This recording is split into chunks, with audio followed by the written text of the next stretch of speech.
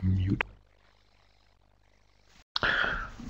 Well, good morning, good afternoon, or good evening, wherever you are. Welcome to week 2 of this MetroAg Open Online course.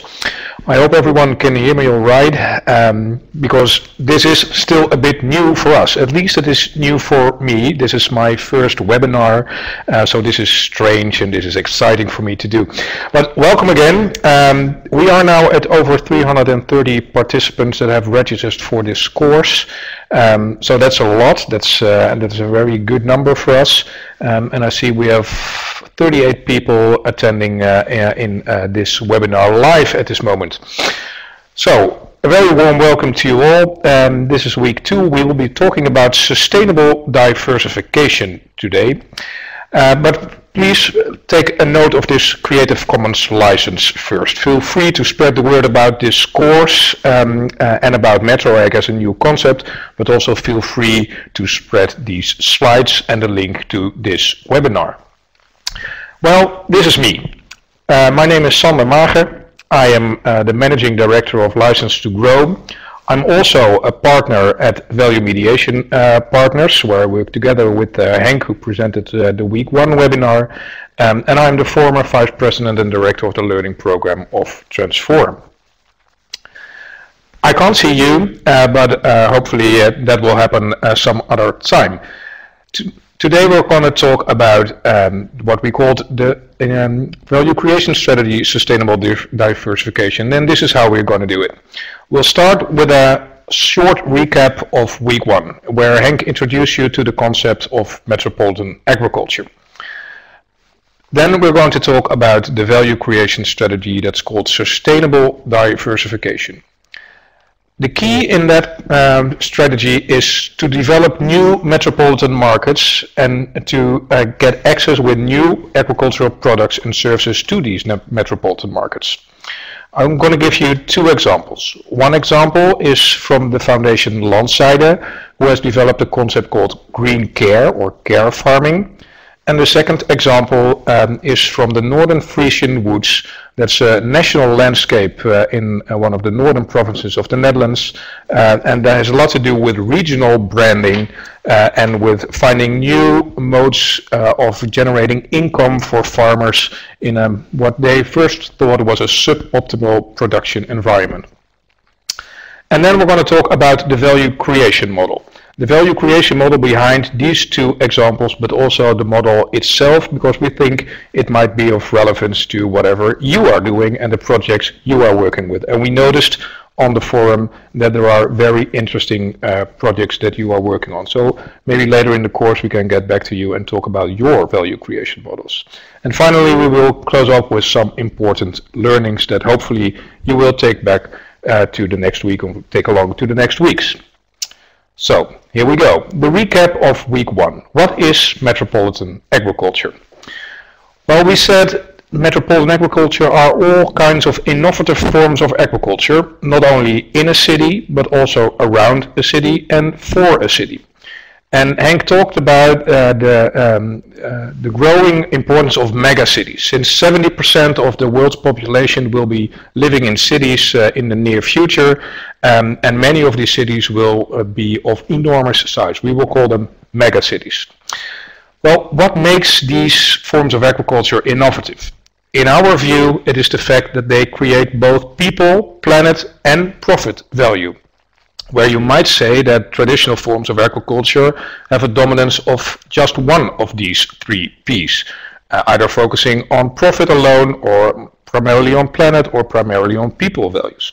So all these innovative forms of agriculture do, as we say, on triple P value creation. And they do so by really reintegrating their activities in the metropolitan environment. Economically, spatially, ecologically and culturally.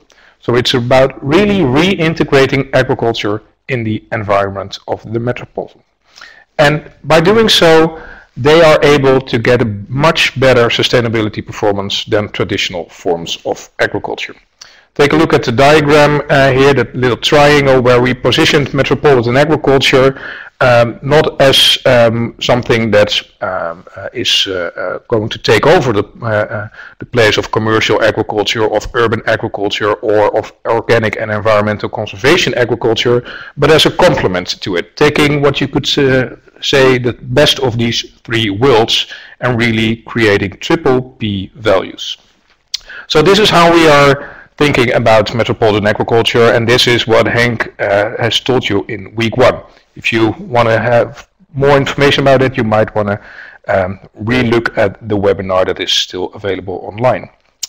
Today we're going to talk about the value creation strategy, sustainable diversification, and that is the strategy that takes you from organic and environmental conservation agriculture to metropolitan agriculture. So you could say from the green triangle to the purple triangle. Here we go, the value creation strategy, and we start with a quote from Benjamin Franklin, who said, "I conceive that a great part of the miseries of mankind are brought upon by false estimates they have made of the value of things." Or maybe as Oscar Wilde said it, there are many people who know the price of everything but the value of nothing. And as you see, the word value is quite a central word in metropolitan agriculture. So it's good to talk a little bit more about what we understand by the word value. We are saying value is something that you care for, or you only fight if there's something at stake. I remember one of the quotes or one of the remarks that people put in the chat box during webinar 1 that said, if you're talking about profit values, are you only talking about monetary value? No, we are not just talking about monetary value. Values comprise of much more than just dollars and cents. Values form the basic foundation of the identity of a person, and also of groups of people, of course. And especially in a metropolitan region, the intense social relations transform personal values into social orientations. And these orientations are the indicators of what people really care for. There is, as you could think of this, also no such thing as de-metropolitan consumers. Because values differ from person to person and from a group to group. So there is a wide diversity of values to be found in a metropole. And that means there's also a wide diversity of consumers, and that gives opportunities to really link into that and use the diversity to find niches for your product or your services that are meeting a specific urban need. Because if we look at life in the city, life in the metropolis, people say life is busy, life is hard, and some values seem to be undervalued in the metropolis. But are they really? Because we think that people are still longing for care or being cared for. Health is an important value. Respect is for people probably still a very important value, even though in city life you don't encounter respect from all days. Solidarity, relief, equity, tranquility, authenticity, or even natural. We were wondering, what values do you value highest, but do you find hard to realize in a big city? Because maybe those are the values that are most important to think about when you're starting a new innovative project that has to do with metropolitan agriculture. So maybe to get to the interactivity a little bit more going in this course, why don't you put in the chat box your view of metropolitan values in demand. So what do you value highest, but is hard to realize in a big city? Let's see what people come up with. Respect is the first one that I see. Work and life balance, community, clean food, natural, equity, care. Okay, thanks everyone. This really illustrates my point. There are a lot of different values that are important. And working with these diverse values really gives a lot of new opportunities if we are able to really tap into them, to put these values central in what we are trying to do. Thanks everyone for the extra additions. This is more than enough. So if we talk about sustainable diversification, it's about using these existing values, values that people still find important, and develop new markets. And if you think about all these different values, you can easily come up with the notion that maybe agriculture can deliver much more than products and services, than just food. And these products and services, these new products and services, might very well be linked to these values that you also feel are very important. And indeed you are, because in an urbanized environment, those especially green services are often valued highly by urban, what we call consumers or clients. And if you come to that conclusion, it's important to say that agriculture in and around the city is not an obstacle, but an asset. And that's an important difference with how people normally look upon agriculture these days. People often think that agriculture is a nuisance to the city. It's about pollution, it's about odor, it's about all kinds of activities that we actually don't want to see or don't want to know about. But thinking the other way around of all the added value that agriculture can bring to the city is an important new perspective, is an important new paradigm, and is the start of many very interesting and innovative business cases. So if you are able to transform that asset or that agriculture is to new marketable items, you will really be in a position to create new innovations in and around the city. But you will probably need new allies and new skills, because you're going to do something that is new for you, but also new for other people, and might even require a new business model or a new mode of operations. And that's what we're going to talk about a little bit more today. So how to develop new metropolitan markets. And again, a quote, this time from Hugh MacLeod. Hugh MacLeod is a cartoonist, a marketing thinker, and the best-selling author from How to Be Creative. And he said, if you try to make something just to fit your uninformed view of some hypothetical market, you will fail. If you make something special and powerful and honest and true, you will succeed. I think he is absolutely right, because we are not talking about greenwashing, but we are talking about making sustainable development the key driver of your innovation, by really putting these values that we talked about central in your business case, and not just as a nice packaging. So Hugh MacLeod is right, but how to do this? In sustainable diversification, we say, let's start by rethinking what other values you are probably already, and maybe unintentionally, creating because of this green space you're in, or this agricultural space you're in.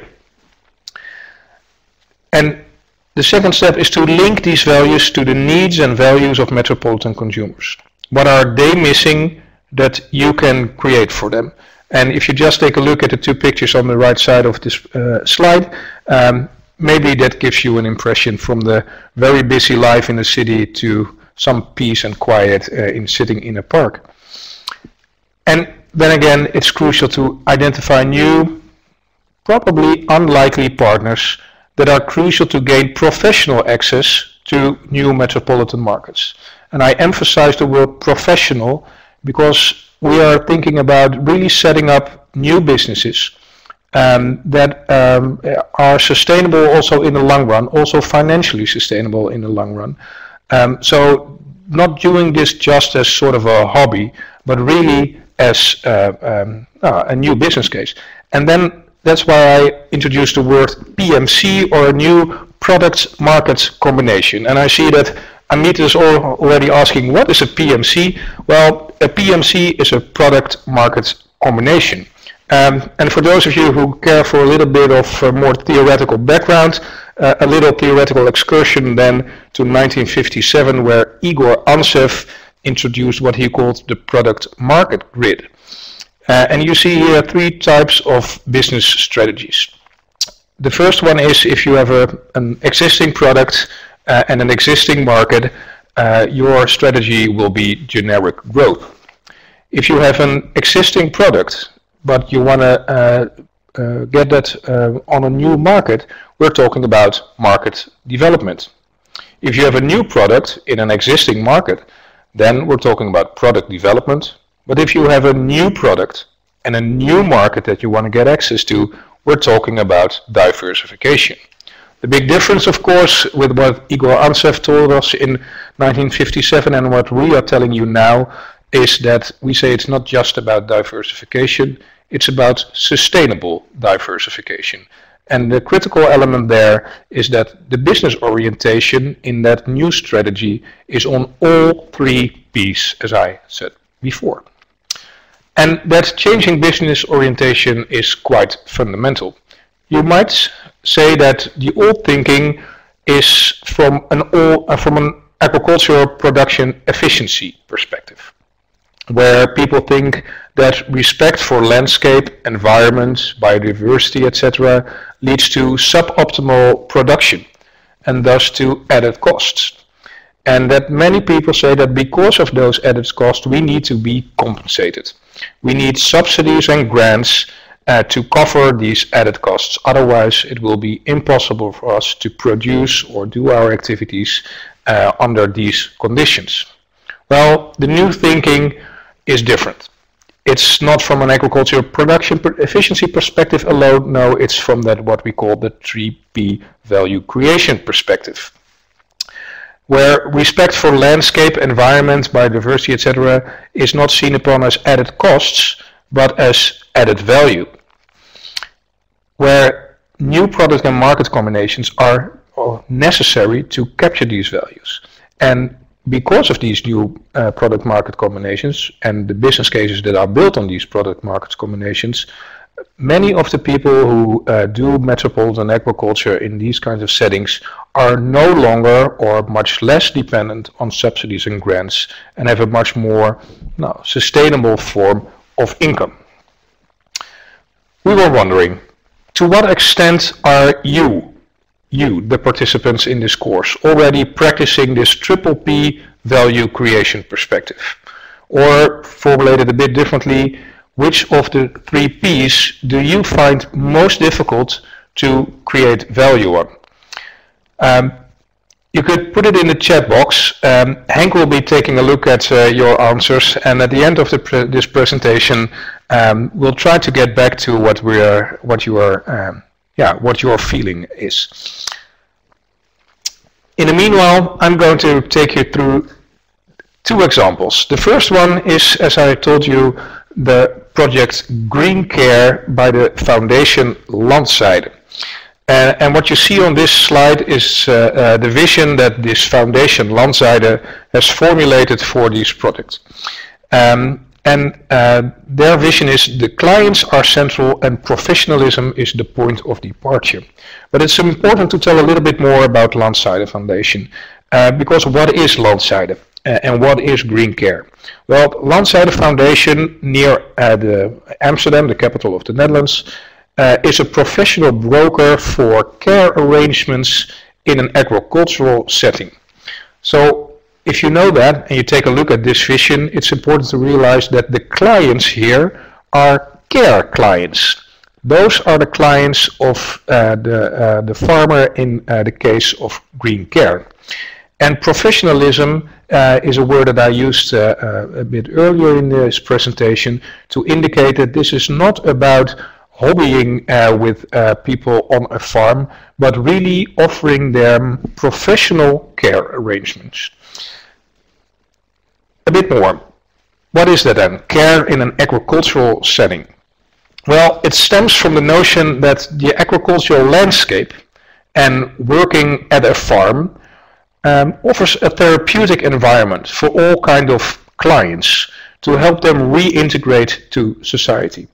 And if we talk about clients in this case, clients range from people with burnouts, elderly people and drug addicts, to children with learning problems, or as this picture represents, people with a physical or mental disability.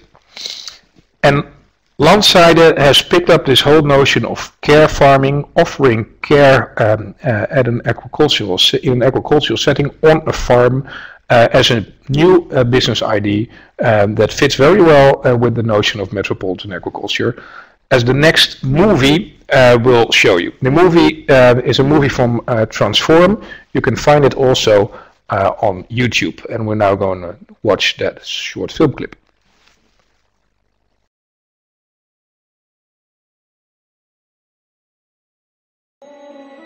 Nowadays, a large part of the world's population lives in cities or urbanized areas, also in the Netherlands, a tendency that is increasingly growing. To ensure that life can be fully enjoyed in these urban areas, aspects I don't know how it is with such as you, the but shortage of I space, do not see logistics, this movie.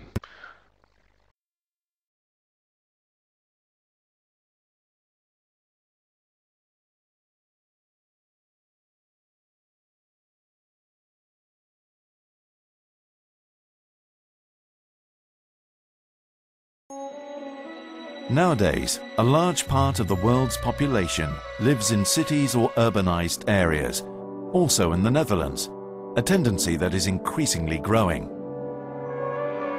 To ensure that life can be fully enjoyed in these urban areas, aspects such as the shortage of space, logistics, the need for space to live and work, recreation and enough food all demand the right solutions. This equally applies to the personal care of city dwellers. Quite some people suffer from diseases or mental health disorders, have a handicap or an addiction. The need for professional help is enormous. An ideal answer to the demand for care is to offer this care in a rural setting. This so-called care farming is a form of metropolitan agriculture, a process whereby agriculture reconnects with its urbanized environment and therefore integrates with other sectors to sustainably meet the needs of the urban population. This dynamic interaction benefits both the city and the countryside. The countryside can form the solution in many cases by offering an abundance of space, tranquility and nature. Precisely the things that we as humans, and especially those in a vulnerable situation, need. Fortunately, we recognize this, and we have learned that outdoor life can help patients to recover. Within Green Care Amsterdam, an innovative practical project of Transform, farmers based around the Dutch capital develop a professional range of care farming options in collaboration with healthcare institutions and healthcare insurers. Varying from daycare and offering clients a way of preparing to enter the employment market, to caring for those with psychiatric problems or a background of addiction. A program of lessons on the farms is also being developed in cooperation with primary schools for children with educational and behavioral problems.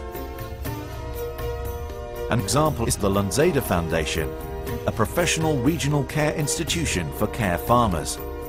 There are some 85 Lanzeda farms spread throughout the Amsterdam area. The aim? To provide satisfying and educational daycare or care packages on farms. In this way, Lanzeda contributes to the health of its clients, gives farms a social significance, and provides farmers with a guaranteed income. It is important to give clients a sense of responsibility and not to hide away the realities of farming, the production side of a farm. I think that people who have had problems and who want to return to everyday society especially need regularity structure. So, getting up in the morning and going to bed at night, that are really the most important things. We sort of have something like a family feel on the farm. Clients never earn a penny, which they don't mind in the least. And then we give them a present for Christmas, something they appreciate very much. They also get working clothes with our logo printed on it. When that happens, they are so proud of it. At last we belong somewhere. That's why we start the day with a nice cup of coffee or tea. Let them get their stories out of the systems. Let them tell what happened. Very important. What is essential on a farm is that people are being approached for their possibilities, the things they can do.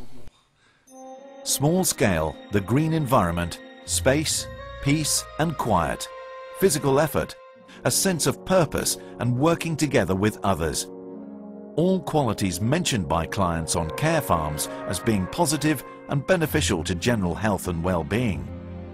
An intermediary and professional foundation of care farmers, such as Lanzeda, plays an important role in bringing farmers and clients together. Each case demands a customized approach, the right match. Lanzeda organizes the client intakes and sets up the contact between care agencies, farmers and clients. This also includes providing training and support services. Study evenings are also planned with expert speakers, people who work in the care or psychiatric field who are able to explain more about certain disorders, for instance. An important focus of Lanzeda is forming a local network around care farming. This includes facilitating the knowledge exchange between the diverse players involved in care farming, but also the acquisition of the various market parties. Care farming is a leading example of metropolitan agriculture. The agricultural sector helped provide a solution to urban problems and create a source of income for farmers based on the demands and needs of the urban population. A fruitful interaction to the benefit of urban communities and farmers alike.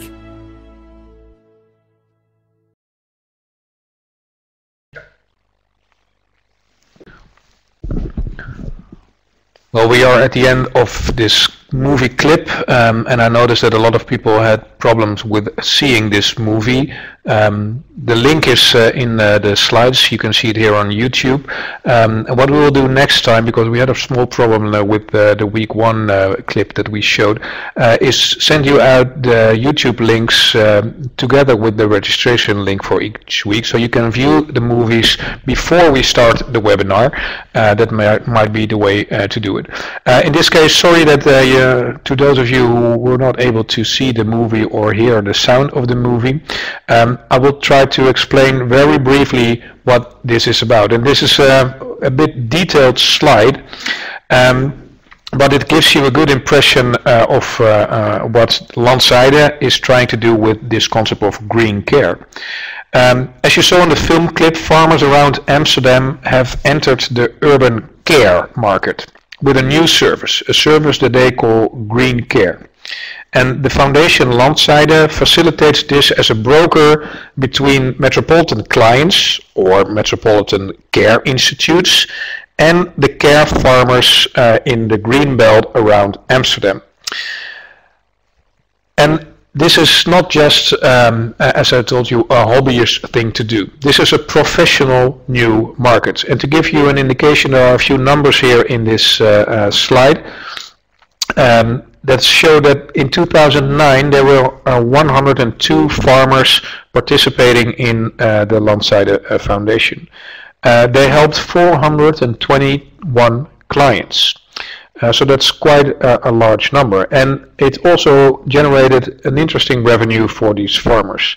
The revenue for each farmer was between 3,000 euros and 180,000 euros, on average an additional income of 70,000 euros per farmer.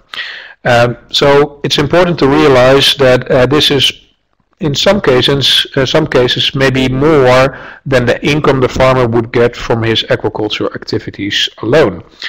So really a completely new source of income. And this is of course partly possible because of the Dutch care arrangements, the way that care and healthcare is set up in the Netherlands, where people either have an insurance or can get care from the government, and either the government directly or the care institute pays for care arrangements. And from this notion that the green space offers an interesting therapeutical environment for a particular kind of care clients, care farmers around Amsterdam, helped by the Lanzeda Foundation, really were able to turn this idea into a new business case, and a very profitable business case in that sense. The Lanzeda Foundation, by the way, is not a for-profit organization, but a not-for-profit organization, so all their revenues are invested back into this whole business. The interesting thing is that research on the care clients on these care farms also shows that they have a much higher satisfaction, and their therapy, so to speak, gets much better results as well. And at the same time, the research shows that the care arrangements are offered with a lower cost than traditional institutional care. So better results, lower costs, and that is why also professional care institutes have become very, very interested in this concept of green care, of care farming.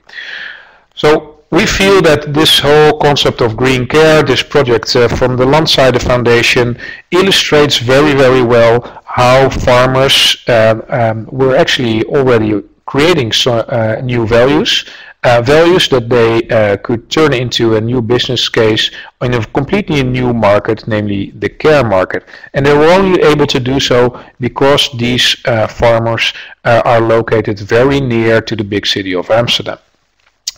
So a good illustration of metropolitan agriculture. We will show you another example, this time not around the city of Amsterdam, but in the northern parts of the Netherlands, in the province called Friesland, in a national landscape. And this historical agricultural landscape with very small-scale dairy farms and many historical landscape elements, think of hedges and wooded banks, for many farmers, this felt as a restriction on how to produce, and those restrictions were dictated by national law. So in a sense, people were frustrated about being a farmer in such a suboptimal environment. And these farmers for a long time were talking about, we need to be compensated for having to produce in such a suboptimal environment. What the project of Northern Frisian Woods did is no longer talk about compensation, but talk about self-organization, about self-steering and entrepreneurship. What can we offer to metropolitan consumers? So their vision, as indicated by this slide, is taking the responsibility for production, market development, and the landscape and sustainability of the region. That is the vision of a group of farmers in the Northern Frisian Woods.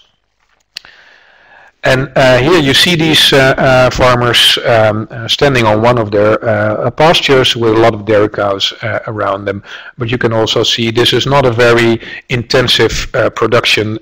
This is really dairy production in a very highly valued historical and cultural landscape. We're going to show you a movie of this project New Northern Frisian Woods as well. I hope this time the clip goes better. If not, take a look at this YouTube link. Do it after this webinar, and again we will make sure that it is in the email to you before we start.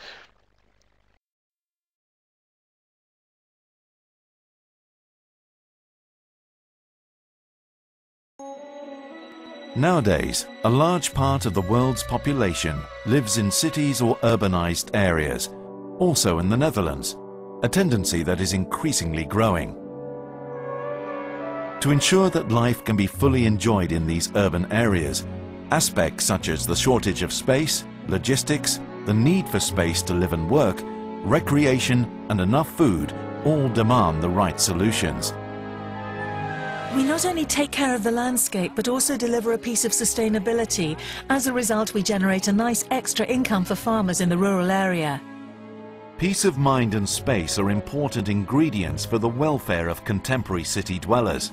As city residents still cherish a romantic vision of the Dutch landscape, they hope to find as much peace and quiet and space to breathe as possible in the countryside. For example, in regions that have been designated as a national landscape area by the government. Areas boasting a unique combination of natural and cultural historical elements, such as Noordelijke Friesewouden and Het Goderwoud. The authorities and society consider it vital to preserve these areas for future generations, but that comes at a price. someone will have to foot the bill, and government-funded subsidies alone are insufficient. Farmers can play a significant role in preserving and developing these valuable areas. As guardians and managers of the landscape, they ensure that the agrarian cultural landscape so treasured by city dwellers is conserved. In this way, farmers supply the urban market with a product. This is a form of metropolitan agriculture.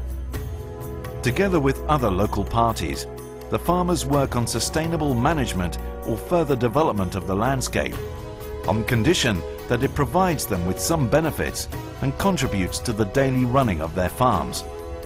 They can combine these activities with food production or set up entirely new green enterprises. A win-win situation. We're being compensated for maintaining landscape elements in the northern Frisian woods, elements such as alder belts and wooded banks like you see here. Other farms choose to put regional products on the market, or sell all kinds of adventure formats to city dwellers. One example of combined farmers' activities in this area is finding ways to sell the wood that comes out of a particular landscape element.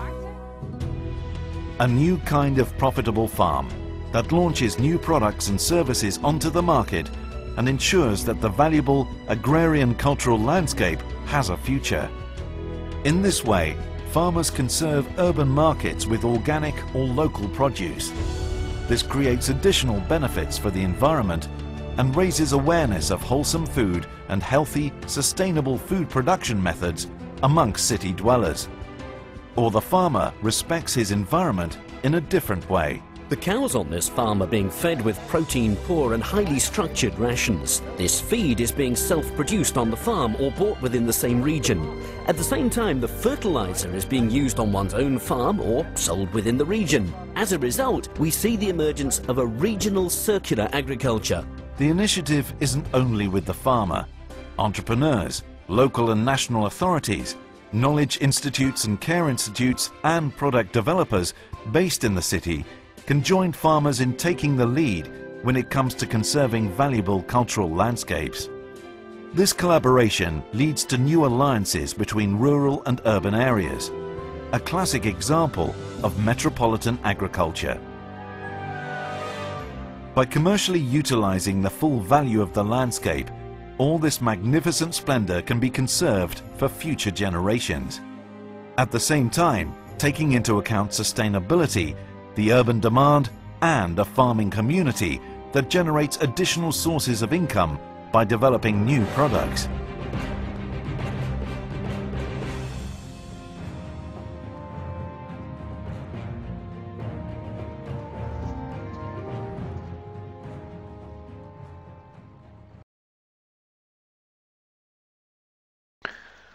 Okay, and we are back to the slides. And I hope that more people were able to see this film clip in this webinar. You might have noticed that I told you that the old thinking is talking about compensation for being in an agricultural valued or landscape valued landscape. And you might have noticed that one of the ladies that you saw in this film still talks about compensation. But maybe she is still adapting to this new economics that we're talking about, because this is not about compensation anymore. This is about really innovating, about redesign, about a better use of resources, about producing in a way that is highly valued by people, and in that way really creating people values, and at the same time generating a better income. So really 3P value creation. This is only possible because of the focus on the metropolitan market, and I think that is crucial. If that is a crucial paradigm shift for these farmers in the northern Frisian woods. They were really starting this redesign by thinking from the needs and demands from the metropolitan consumer. There is a big difference with the project of Green Care, because that was only one business case, the business case of care farming. In this case, the Northern Frisian Woods is more a regional approach, or as you could say, a portfolio approach, with several of small initiatives linked together in well, a whole new regional trajectory. I will quickly illustrate three of them. The first one is regional branding. And that is really what they do as a region, because that links to recreation, to tourism, and to regional products. The second is what they call woodland milk, and that is also something that was illustrated in this movie, that the farmers, the dairy farmers here, are practicing closed loop farming, so very efficient, eco-efficient use of resources. And because of their production, one of the big dairy operations in the Netherlands, Friesland Campina, was interested in purchasing this milk and selling it in a metropolitan market under a new label. And the margin for this was much higher, and thus also very interesting for the farmers. And the third piece of this approach is energy from wood. And I told you that in the Northern Frisian Woods there were many landscape elements, traditional landscape elements like wooded banks. And these wooden banks need a lot of maintenance, so they have to be cut every year, and all the wood that was sort of harvested needed to be disposed of. And normally these farmers had to pay for the disposal of all this wood. But they have now come up with a new business idea where they make wood pellets, and instead of having to pay for the disposal of the wood, they now generate an income from these wood pellets, and that's over 800,000 euros for the whole region per year. So again, an interesting way of redesigning what you are doing, linking to the metropolitan markets, and really starting to think from the perspective of the metropolitan consumers and linking that to the values that you are unintentionally already creating.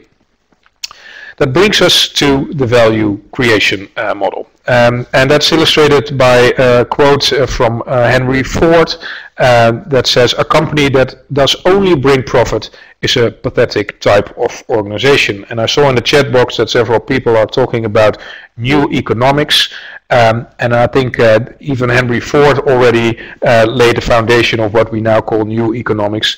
The economics where it's not only about profit, but also about the other values. And that is, of course, also what we are advocating. The other values being people and planet. So this triple P value creation really requires entrepreneurial thinking. You might say that that is the next level of evolution for the farmer, because he first needed to have agricultural skills to really become a good farmer. Then he needed managerial skills to become a better agricultural producer, and he really focused on input-output management. And what we're saying is he now needs entrepreneurial skills to become a real metropolitan agricultural entrepreneur and to really create triple P values. And this value creation model might help the MetroAg entrepreneur of today in organizing his value creation cycle. It has four elements in it, and as you can see, they are linked to each other and they make it a flowing circle. Let's start with the USP, the unique selling point of your project. The USP is what makes you unique, because maybe people know Michael Porter, a very renowned Harvard business strategist. His definition of innovation is about creating a unique value proposition in a unique value chain. And what makes you unique is really critical when it comes to innovations, of course. And defining what is your unique selling points is one of the starting points of this value creation model. But when you have defined what makes you unique, you would also have to think through what are then the results that I am able to realize. Results not only in terms of profit, not only in terms of money, but also on the other piece of people and planet. And it's important to realize that you will not be able to organize these results just by saying that you are very special and very unique. You will have to make investments, probably new investments that you were not making before. Investments in time in terms of money, but also in terms of time and in terms of energy. And the fourth component of this value creation model is that you can make these investments, but to make use of these investments and make good use of these investments, you will have to acquire certain competencies to really make this work. Competencies, like I was just saying, are like entrepreneurial skills that help you put your investments to good use and really organize that unique selling point that you were thinking of. Maybe it's still a bit vague, this model, so let's look at how Landseide created their value creation model. You know a bit more now about the Foundation Landseide and their concept of green care. So if we look at their unique selling point, it says here that the green space is recognized medically and socially as a therapeutic environment. That is really the unique selling point of the value creation model of Landseide. And the results that Landseide is able to organize because of this unique selling point are, of course, euros, money, but also, as I told you, satisfied patients and satisfied farmers.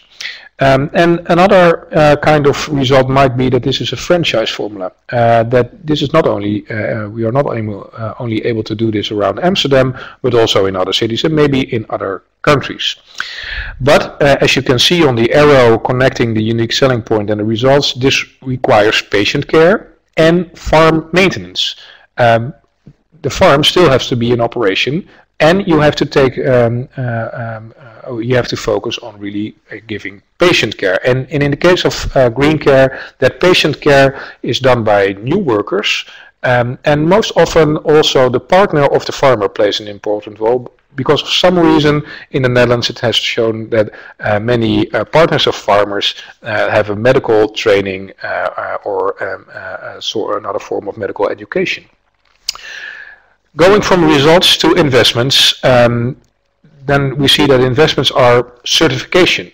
We have to invest in certification because these professional care institutes require certain kinds of quality. So quality control and quality management is also where we need to put our investments on. And we have to organize monitoring protocols because the insurance and the government really want to know that they get worth for their money. So those are the investments that link to the value creation model of Landseide. And the competencies that are necessary is what we have called professional care provision. And to get these competencies, to acquire these competencies, it requires education, training, and formalization. And if we go from competencies to the unique selling point back again, then we are talking about customer mediation, selection and development of care farming. And that is precisely what Landseide as a broker in between the care institutes and the care farmers is doing. So this is the value creation model of Landseide. I hope that illustrates it a bit. So we have a look at the Northern Frisian Woods value creation model. And keep in mind that Northern Frisian Woods is not one business case, but a portfolio approach. But the unique selling point of Northern Frisian Woods is that it's about small-scale, cultural, historic, agricultural landscape with hedge banks or wooded banks. And that whole landscape gives you a sort of storybook atmosphere.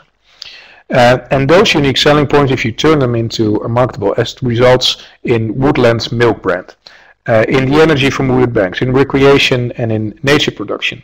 And the activity that goes along with that and that's put on the arrow is area branding. Area branding in conjunction with the catering industry and the municipality. The investments that were necessary here were self-organization. No longer thinking about this is something that just happens to us, this is something that is dictated by national legislation, but this is us doing something that we want to do. The other investment is building a brand and regional equalization. It required, and you can see that on the arrow between the results and the investment, the emancipation of farmers and positioning of the region. And if we go from investments to competencies, you see that training of farmers and development of that market orientation was crucial as an activity to create the right competencies for this kind of approach. And that competence is primarily entrepreneurial thinking and entrepreneurial working, market orientation, looking at what the needs are of the metropolitan consumer. So this is the value creation model of Northern Frisian Woods. We hope that this model helps you in getting a better understanding on how these 4 elements are connected and why all these 4 elements are important and are critical to review if you are thinking about setting up a project yourself or about redesigning your own project. This brings us to the important learnings of this week, and it is 10 to 5 in the Netherlands, so we only have a few minutes left to wrap this up. And again, a quote, this time from Albert Scheinwald. He was a famous bridge player, so you see here that even bridge players have something to contribute to this society. And his quote is, "Learn all you can from the mistakes of others. You won't have time to make them all yourself." And I must say this is completely true, and at Transform we learned maybe the most from all the mistakes we made, not from the successes we achieved. First, our important learning from this week. I would say that cities need agriculture to become more sustainable, and agriculture can become more sustainable from intentionally reintegrating in that urban environment.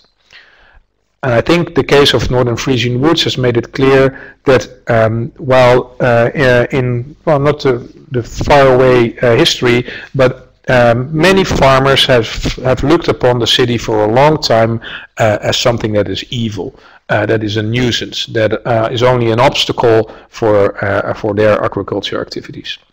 But that paradigm is shifting now, and I think the examples today, but also Henk's introduction of last week, show that there's a real synergy. We are able to create a real synergy between agriculture and cities again, and that synergy will make cities more sustainable and will make the agriculture activities more sustainable. So that's an important learning of today. Brings us to the second important learning. Agriculture in or around the city is not an obstacle, but an asset. And an asset that you can really capture. But it will require a new mode of operation. It will require new thinking. It will require new partners. It will require new business models. Because there are unforeseen metropolitan markets for agricultural products and services. Many of the farmers that we have worked with and entrepreneurs that we have worked with never knew that they could do something else. And doing something else is a difficult thing to do for many people, even for myself. But that is what innovation is all about. And really redesigning what you are doing, rethinking what you are doing, and rethinking and redesigning that from a triple P value perspective is an exciting thing to do, but also a risky thing to do. But it can also be a very rewarding thing to do. But to really get access to these metropolitan markets, it is necessary to develop new product-market combinations. And as I said before, it is critical that you, you have to realize that you can't do it alone. Because as a farmer, who would give you access, for instance, to that metropolitan care market that was shown in the case of Green Care of Landside? They needed really new partnerships with stakeholders, with organizations that they had never worked with before. And that is a critical part in organizing innovations in metropolitan agriculture. That it is about creating new partnerships with unlikely allies, people you've never worked with before, maybe even the people and organizations that you have been scared of all your life, but might help you in realizing these new innovations. And that brings us to the final point, that it is critical to focus on new competencies and skills to perform professionally in these new markets. And that is precisely what the Landside Foundation has done. She said, we can't leave it to all our individual farmers to become good care farmers. We need to organize ourselves as a professional broker, and in between the professional care markets in the city and these farmers around the city, and help them to create these new competencies and skills to do quality control and quality management. Because if we want to be successful on these new markets, we have to really be professional there. And at the final point, make sure your value creation model works. And the critical the critical point in our view is not so much that you are able to put some words in each of the 4 boxes, but also think about what is necessary, what kind of activities are necessary to link these 4 elements of the value creation model. And if you are able to do that, then your value creation model really works. Well, so far for my talk here, I've seen a lot of people putting all sorts of things in the chat box. It was impossible for me to read them, of course, while I was giving this presentation. So, some questions. I'm looking at Hank whether he has something that I really need to address now, or if there's someone from the participants that says, I have one very crucial question that I hope you can address in the last 5 minutes. Put it in the chat box. In the meanwhile, let me reflect a little bit. I saw a lot of discussion when I asked you the question, what is the which P do you find the most difficult to create value on? And I noticed a little bit of discussion between whether those were people values that were the most difficult to create value on, or profit values. And Hank told me that someone said, well, it's important to show people the profit to get them on board, but at the same time you need the support of people to generate profit. And I think that's an interesting remark that was made. In the meantime, let me look again. Do you think we can make a project not counting on the government support to start with? That's a question from Lou Curry. He's asking, do you think we can make a project not counting on the government support to start with? Yes, I think that is absolutely possible. Keep in mind that the project that Transform was involved with, that Transform invested in those projects, but at the same time we said, this is about really creating value for all kinds of stakeholders. And if you are clear in your idea about your project, about who you are creating value for, if you're going to do this project, then you are also it might become much easier to also make or to create partnerships with these new stakeholders, and you might not even need government money. And actually a lot of people in Transform products said, we don't want to be dependent at all from government subsidies, because those will create the wrong incentives for doing these kind of projects, because that's a very risky thing to do, to be completely dependent of government subsidies. They can be withdrawn almost on a daily basis. So if you really want to set up a sustainable business, you have to be able to generate your own revenues and not be dependent of what the government is saying. Well, 2 more minutes. Any more questions?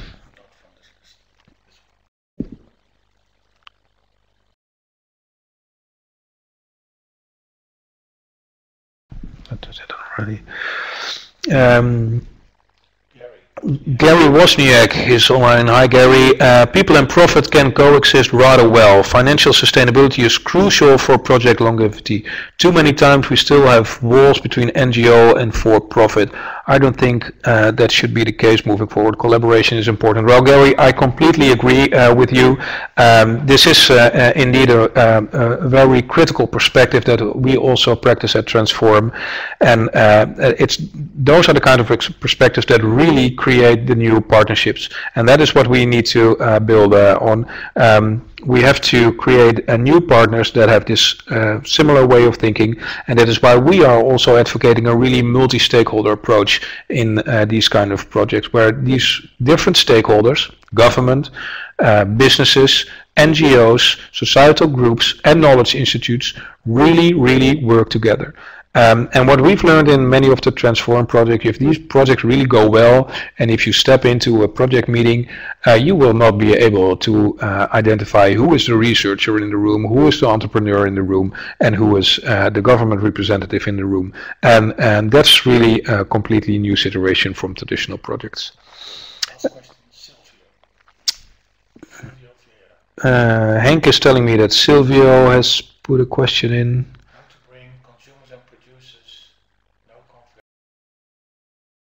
I don't see.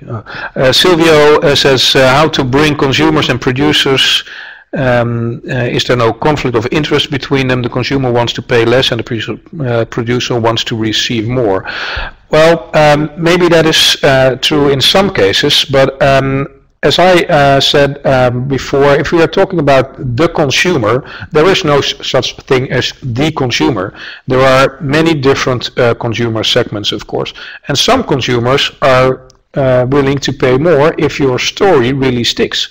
And if you are able to show that it's not just you getting a bigger margin out of this, but we are creating different values, and those values, and they are able to relate those values to what they feel is important, then I think that is precisely the way forward, and you will prevent a real conflict of interest between them. This is, of course, as I said, not true for all consumers and all producers. But I think what you are describing is the traditional role of consumers and producers. And what we're talking about now, and some people have called it new economics, is about really organizing triple P value creation, and that might be the way forward to bridge these conflicts of interest or turn conflicts of interest into new opportunities. That has brought us to the end of our webinar for this week. Our time is up. I'm very sorry. But we have a forum where there is opportunity to give a little bit more words to what you have been putting now in the chat box, ask questions to each other, but also to respond to one of our weekly assignments. You will find the weekly assignment of this week on the forum as of today, and Henk and I will be reviewing your responses to that question and your own, all your other posts on that forum, and might get back to you either on the forum or in next week's presentation. Well, thanks again. This was exciting to do and very nice to do as well. Still too bad that there are so many people in this chat box well, reflecting on what we're saying, participating in what we're saying. I hope to meet you all physically some day, but for now a very virtual bye-bye from the Netherlands, and see you next week.